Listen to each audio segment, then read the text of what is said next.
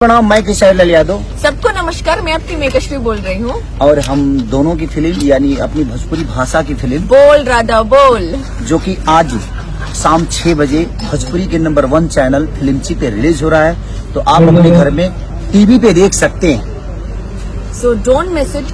ये फिल्म आपको बहुत पसंद आएगा। और ये सिनेमा इसलिए आप देखिए क्योंकि छठ पे रिलीज हो रही है और छठ का बहुत बड़ा महिमा दिखाया गया इसमें।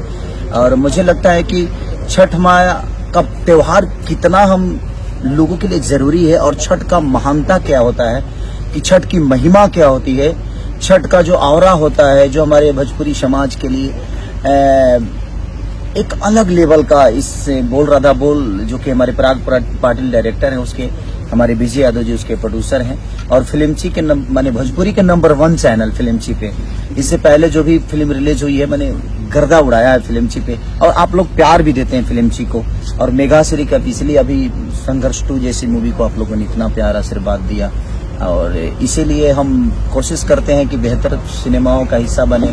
फरिश्ते को आप लोगों ने इतना प्यार दिया फिल्मची पे, जिस तरह फरिश्ते को प्यार मिला आप सबका, उसी तरह मैं चाहता हूं कि उससे भी कई गुना ज्यादा प्यार आप सब बोल राधा बोल को दीजिए। फिल्मची के माने भोजपुरी के नंबर 1 चैनल, भोजपुरी का नंबर 1 चैनल, हमारे भाषा का नंबर 1 चैनल जिसका नाम है फिल्मची।